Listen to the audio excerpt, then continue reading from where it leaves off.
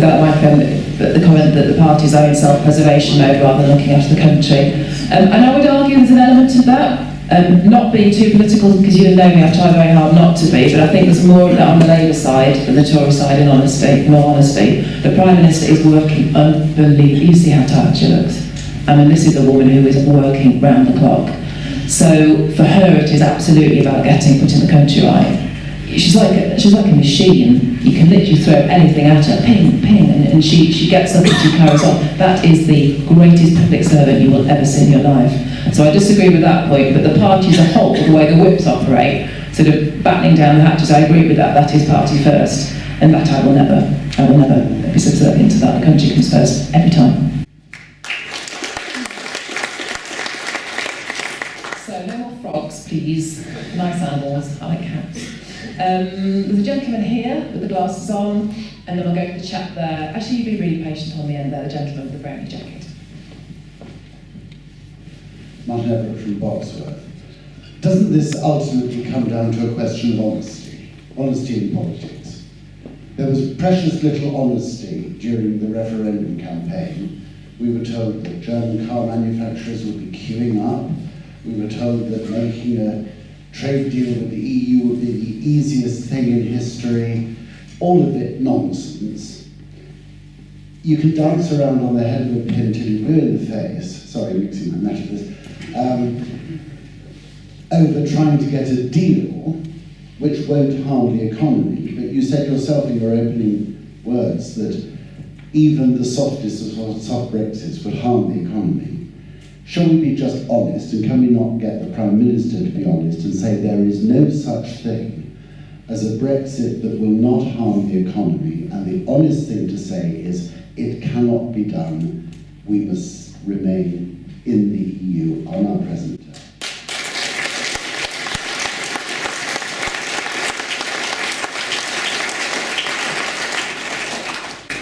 So questions like that remind me why I need to remind us of the bubble that we are in Sth Cambs. If you take out Ireland, Scotland, if you just look at England, we voted to leave. So the Prime Minister is making a decision for those people too. And it would, so this genie, at your peril, can you imagine what that would do for trust in the democratic process? Sorry, you're stupid, you're wrong. Not going to do that. And we can say we weren't given the right information, that we've painted porcupines on the side of buses, we can say all of those things. But the point is, in the Remain camp, I think, did we spend too much on some things? Well, I can't remember. It was all pretty filthy. But we're here now. And could we have put in better legislation or terms? The Referendum Act was before I became an MP. Could we put in there things about percentage turnout? Yes, we could, but we didn't. We did put it in, it was advisory. Yeah. Well, but that's more a description of referendums generally rather than something bespoke that we put in. David Livingstone told Parliament they didn't need to worry about a supermajority because it was only advisory. The whole thing was a complete mess. Hi, Brian.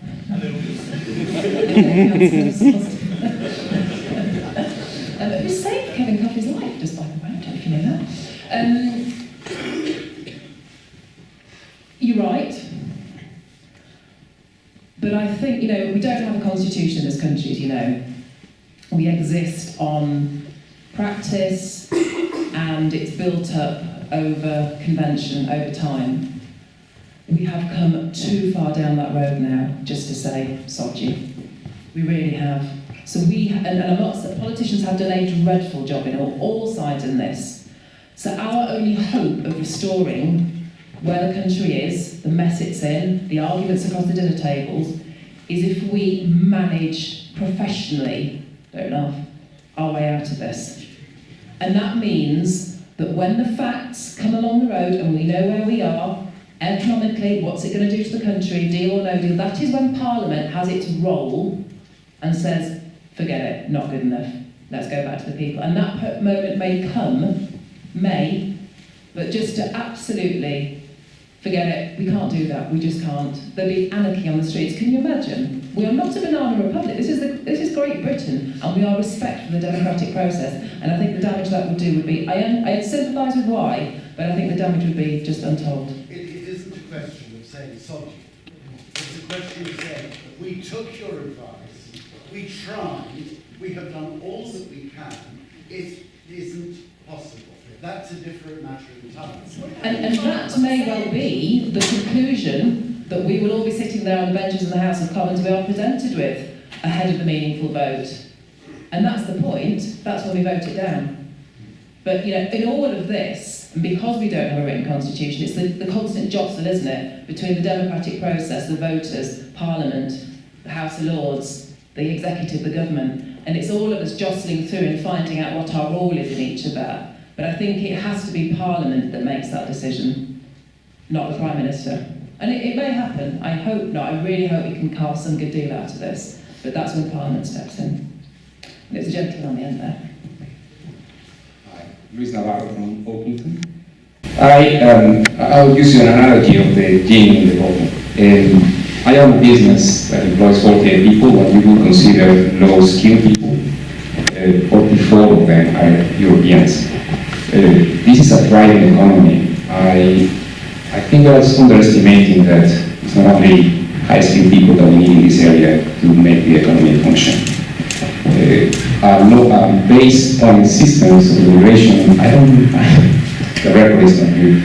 I don't know how quickly we respond to a businesswoman to the needs of businesses, especially small businesses of a high turnover activity, how quickly the point-based system will respond to our needs, and the smallest will collapse pretty quickly. So that's my first concern. The genie in the bottle is probably to keep it, but second, I'm sorry to speculate on this, but the genie in the bottle would be, well, we go for some sort of Brexit. What if the Scots decide to drop out? If we think Ireland is a problem, that's a genie in the bottle, isn't it? So the first question around a points-based immigration system. So the immigration system that the government would look to put in place, that's still being designed, but not there yet. You'll know in the last sort of year we've had the Migration Advisory Committee, who's been going around the UK talk. They've been to Cambridge a number of times and talked to industries to understand what different industries need, what type of skills and when and how often. So, for example, they're already talking, I think they've reached their conclusions on the agricultural sector, saying that we would need seasonal workers, like a visa system for seasonal workers, which that industry is broadly happy with. So I don't think it's right to say we have a points-based system, because that's not in the design. In the immigration bill will be a completely separate piece of legislation that will be knocked around and voted on in the House of Commons. And I'm doing a piece of work, I talk to my businesses and my organisations all the time anyway, but because the city and Sth Cambs are very similar in terms of the type of skills that we use, Daniel Zeitner and I are doing a piece of work talking to all those businesses and all the universities and all the academic institutions to make sure we understand what we need, so that when that immigration bill comes forward, we'll make sure it's knocked into the right kind of shape.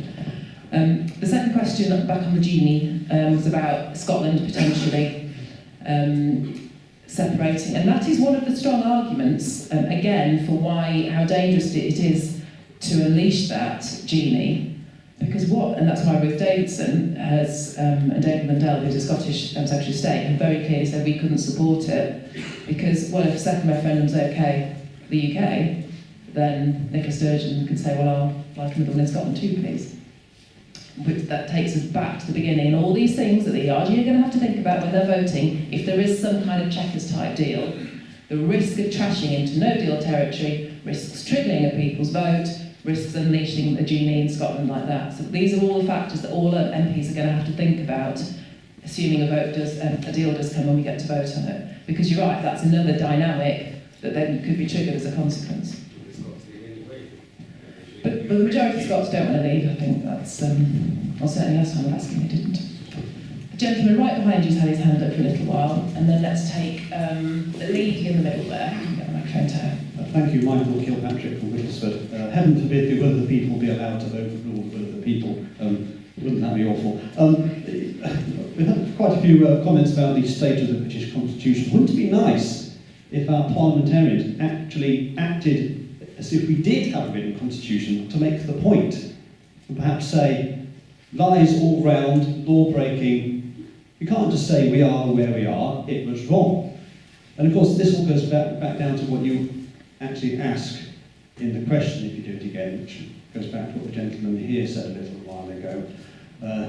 And it also goes back down to the issue of our Parliament and PR, which has been mentioned a few times, and reform. I do recall, I think, in an election hustings in Great Shelford in 2015, I think it was, that you seemed a little bit dismissive of PR, because it took away the local element and MP, which probably shows you don't understand the various systems of PR which do, in fact, retain that localism.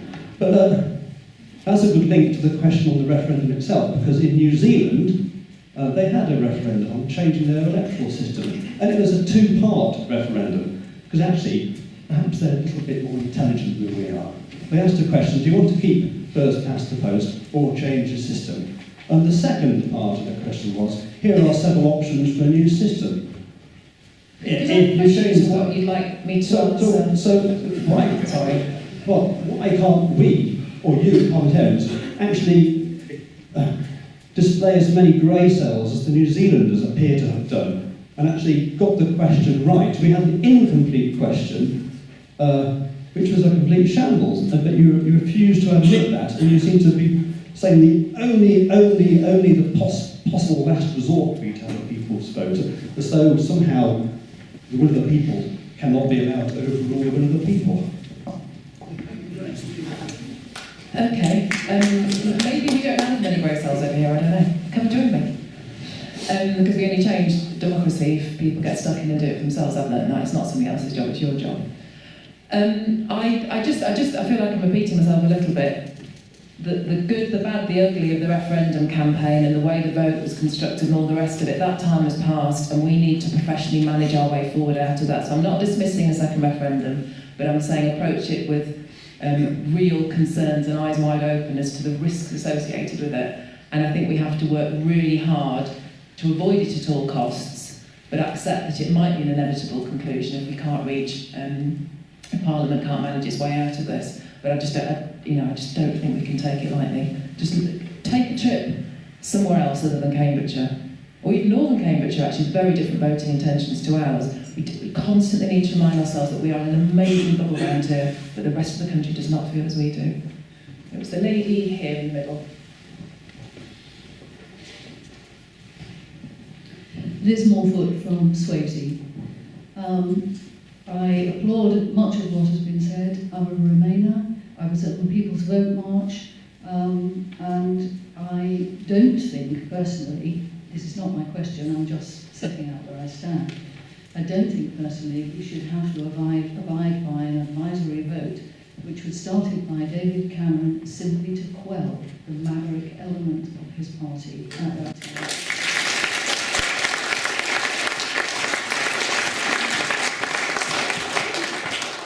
What has forcefully hit me between the eyes is how divided a country we are. And I'm really concerned about how if we have a Brexit, even if we have a soft one, and there are communities that lose because of it, how is a nation going to come together again? How are we going to feel proud of being British, united in being British again?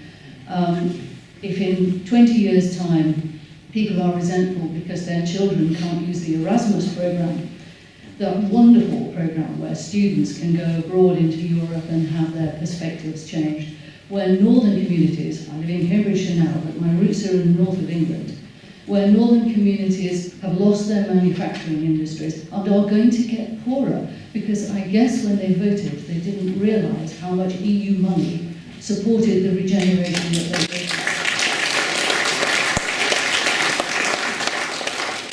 Politician, how do you see us ever being able to come together as a united country? Well, whatever happens, I'm an optimist girl rather than a pessimist. I'm still very optimistic the Prime Minister will pull something out of the bag at the 11th hour, because despite all the posturing on all sides of the debate, negotiations are tough, aren't they? I mean, everybody has to save face. Europe cannot possibly be seen to compromise because everybody will want it. So I'm still hopeful at the 11th hour that she will create a deal, because that is, you know, all the things you've described are absolutely in the back of her mind the whole time. Get this wrong, and it could absolutely trash the economy, pull the country even further apart. Oh, the irony, isn't it? A lot of the people that voted for it didn't realise perhaps what an effect it would have on their own local economies. I mentioned the North East earlier. But at the end of the day, we will need a new Prime Minister. And Theresa May knows that herself. Nobody would want her job right now. I mean, hats off to her, really. Whatever your views, there is nobody working hard on this.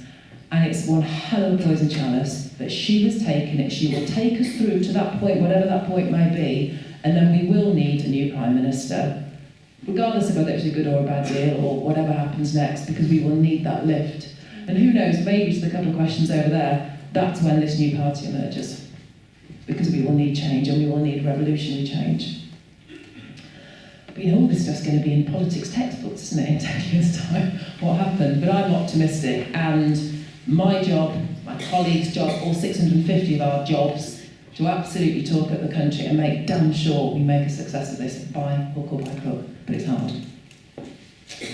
Right, we've got a gentleman. The gentleman here. Yay, thank you.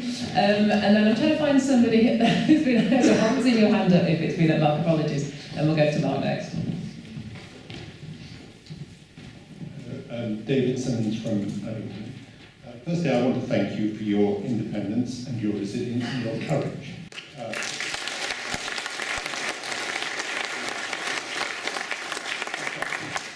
I speak to someone who didn't know, so shall I deeply miss what you've done. But I just want to come back to this question about the referendum. On the referendum night, Farage thought he'd lost at the beginning, and his words were, "We will be back." Sturgeon, when she lost the Scottish referendum, said, "We will be back." It seems that it's not exactly double standards, but a double principle is applied. Once we voted to leave, that seems to be irrevocable. Now, like you, I'm quite apprehensive about the idea of a second vote, of the People's March. I went last week because I felt there was no other way of being able to express the strength of my opinion. But I'd like to know why we are hiding behind this notion that it is inevitable and irrevocable, when it is very clear that the other side don't think it is.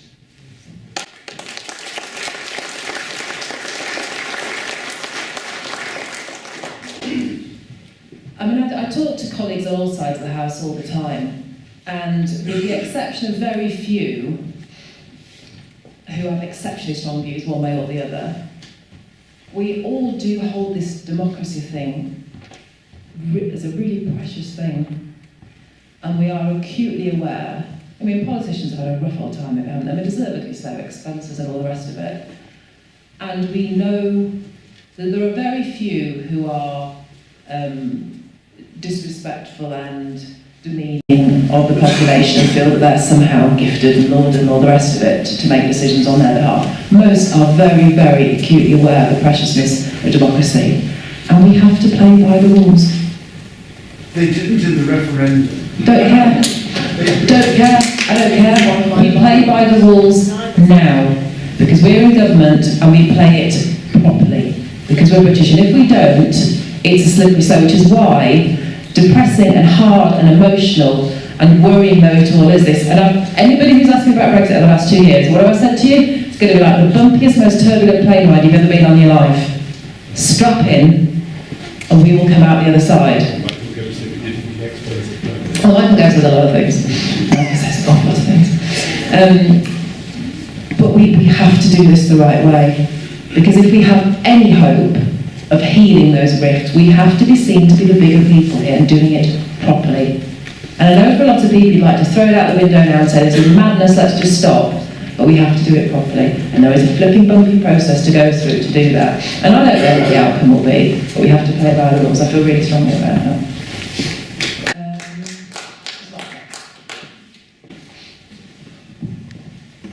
Hi Heidi. I voted leave in the referendum, so I think that puts me in a bit of a minority here from the questions so far. I've got some concerns about the people's vote. Obviously, we have an opposing number that we're negotiating with the EU.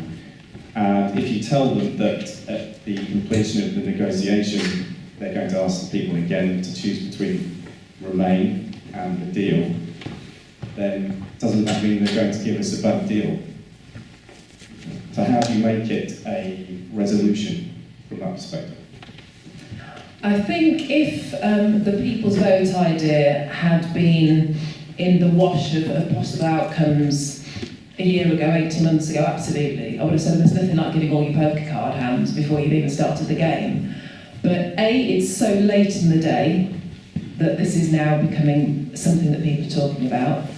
Relatively speaking, and don't forget that the media loves a sexy story, relatively speaking, it's a very small part of the debate. There are very few MPs out of the 650 that we have who've actually come out and said they would support that.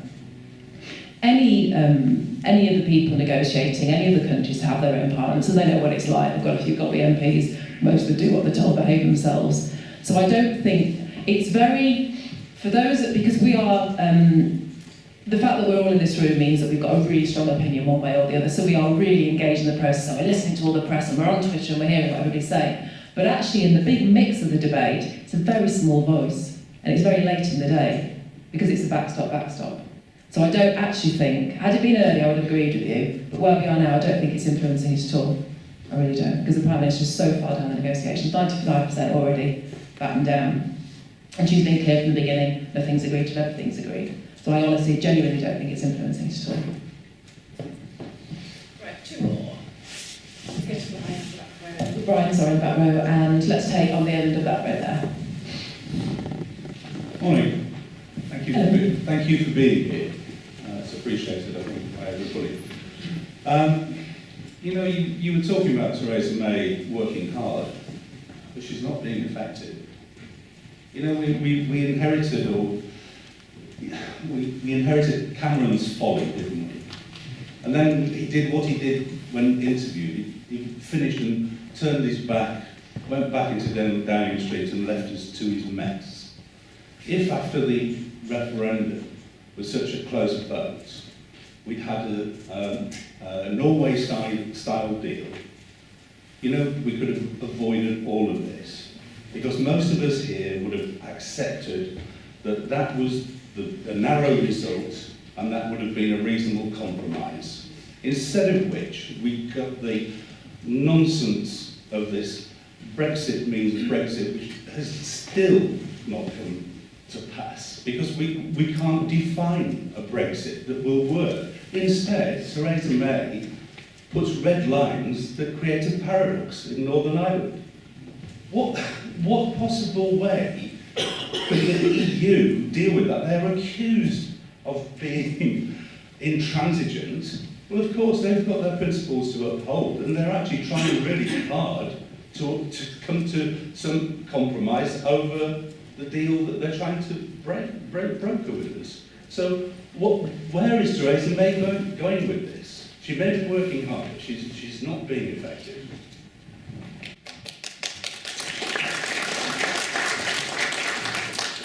So there's a lot of what you said I agree with. I think she hasn't done herself any favours by putting these red lines in place, not going to do that, not going to do that, because the art of the negotiation, like it or not, is kind of being as waffly as you can for as long as you can, isn't it, and then pinning it down at the end. But I think she's done that, whatever your views, what I said earlier about her being a true public servant, this is her job. She's not a showy politician, she has no ego, she's not there for the headlines. And in some ways that makes her a bit ineffective, because she's not the charismatic, she's not the Cameron, is she? But I think because she is so, this is my job to do, she's put those red lines in place, which have not perhaps been helpful.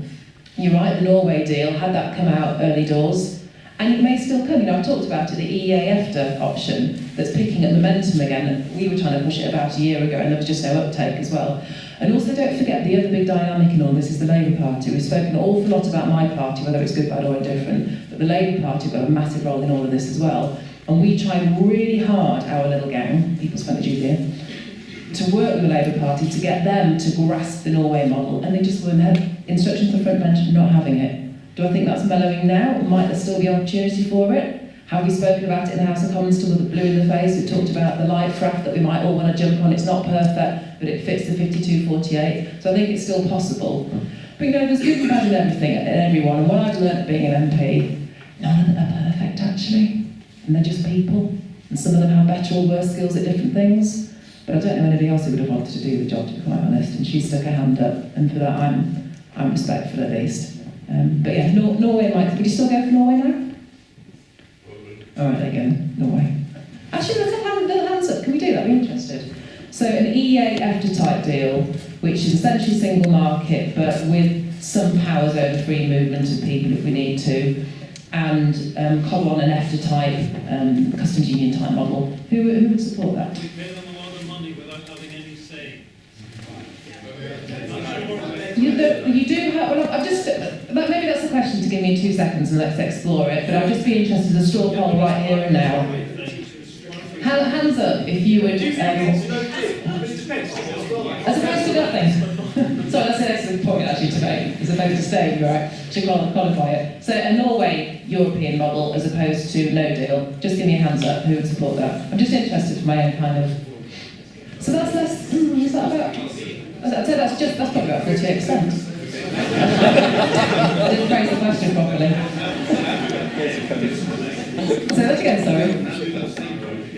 Well, I know what the result of that will be, but you know, I'm trying to find a deal here. Okay, let's take 2 more questions. I think we just did that. Oh, forgive me, sorry.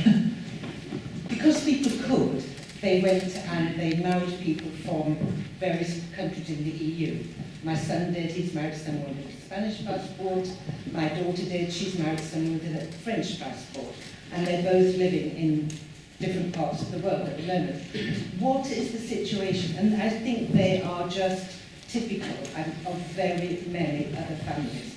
I'm just citing my family as typical of many other families. What is their position? Should they wish to come back here? Or equally, my position, should I wish to go and join them? Because at the moment, I'm very useful to them. I pop across to Germany and I babysit, as I did last week. But they're getting increasingly concerned about the fact that I don't get younger, I get older, and what will happen to me then? You know, can they come back here freely with their non-British passport spouses? Can I go there with my non-EU passport? So I suppose there's 2 aspects to your question there, perhaps. One around visiting, and one around settled status, and if you want to reside for any decent chunk of time. So on the settled status, so travelling will be absolutely fine. We really don't need to be worrying about that at all. In the same way as it is now, you can travel to anywhere in the world and come back in, providing you know it's a short period of time. If you want to settle, then and again it's on my website, but I'll if anybody wants me to email them a link directly, just drop me a line. The proposals that they've been piloting on this settled status application process have been very clear that relatives will be free to join afterwards. No problem at all. Yes, if they've got somebody here who is either British or EU settled status, they will be able to come, absolutely no question at all. That's automatic. Right, let me take 2 more then. Gentleman in green, let's take another one on this side, the chap at the front with the beard. Nicholas Russell from Hazelfield. You've terrified me. Oh, sorry. After Mrs May, we may have Onkin Wallace, Dim Davis, Jacoby and Rees-Mogg. Surely we should have Heidi for Prime Minister. I have to tell you, our promotion prospects are not looking good. I'm the only one in the 2015 intake who hasn't even been a PPS vice chair thingy bag carrier person. Nothing. Well, I'm hoping for great things in universal credit on the budget on Monday, but you know. Gentleman here with the beard. Given that Scotland voted to stay, do you think that any outcome now will mean Scotland will become an independent country, and what will it have for the constitutional status of citizens from Scotland in England, and of the status of what England is as a nation? Will that lead to the dissolution of Wales as well. So this is the genie on steroids, isn't it? What could happen. And just brings us all back to why a deal, or a deal that has some customs union single market type characterisation to it, is absolutely fundamental. And the Prime Minister, when I spoke about my top three earlier, I suppose the economy, the people, skills movement, and the Irish border. Implicit in the Irish border point, I suppose, is keeping the union together. And that is singularly probably the most important thing to the Prime Minister. So she will not accept, nor would Parliament actually, so that's fine, any deal that in any way compromises that. Just not on the table. Not on the table. Right, two more. It's a gentleman here with the glasses. And why not go a couple along to the lady? I think it's amazing. Yes, with the glasses afterwards. Thank you. Miles Parker from Falmere. Can I just say, I'm getting to see a lot of faces of emails and names that I know. Your address, you email me quite a lot. Thank you. I support very strongly the 3.2 million at the beginning, and particularly I'm very grateful that you're taking that very strong line on the Northern Irish border issue. And this is a Northern Irish border, not an Irish border, but that's a different question. The thing that hasn't been mentioned here, except briefly by the gentleman who talked about Norway, was the missing principle is what happens to British political control and influence if we actually go for the type of deal that Mrs May is talking about. I have here a certain sympathy with Brexiteers who talk about us becoming a battle state. Whatever happens, we end up in a position where we substantially lose influence, and in fact we substantially lose control. We will be a small player in a big pond without political control over many of the issues that affect us. And since that was core to the Brexit vote, I think that's something that we really need to address at this point. So sorry, forgive me, my brain's probably struggling a little bit. Just to quantify exactly what it is you're asking, sorry? Sorry, the point is that if we go for Mrs May's choice of deal, one thing that leaves us without is influence and control over the trade conditions in which we will operate, because we will be signing up to the rule book of Europe. This is the battle state problem, if you like. I'm with you, thank you. So this is the first and foremost assuming that Chequers is Chequers version 1 and not version 2 or 3, which is, because the EU haven't overwhelmingly said they'll accept all of it, so it could still change. It was just on goods, not on services. And it's a trade-off, isn't it? It would allow us to do trade deals comprehensively with the rest of the country, but still maintain our manufacturing and integration on goods and supply chain with Europe. It's a compromise, isn't it? So what you would lose potentially by, and you might not have a vote, but you would still be part of the discussion around any changes to the EU law, etc. But it's trying to find that best of both worlds, isn't it? In an ideal world, you can have all of it, but that's not the nature, unfortunately, of negotiations. And Europe, understandably, are battening down the hatches. They don't want to change their model, because if we get something special, everybody will want it. So it's not perfect. I understand the argument, but the point is we can't have it all. So we want to protect our manufacturing and be a little bit limited in our role and what we can say over that, but allow us to do other things, other trade deals, then it'll be for MPs to decide whether that's good enough, assuming, of course, that does come back to the House. And then there was a lady, sort of 3 along.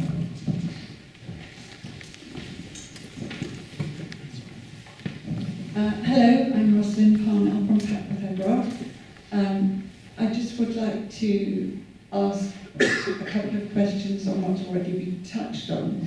But first of all, to make a general observation about the cost and the distraction from the governing of this country that's been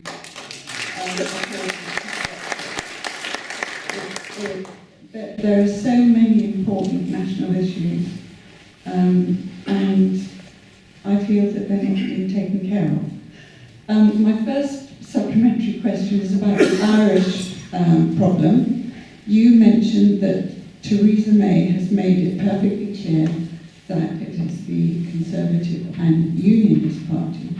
And Unionist has the problem, doesn't it?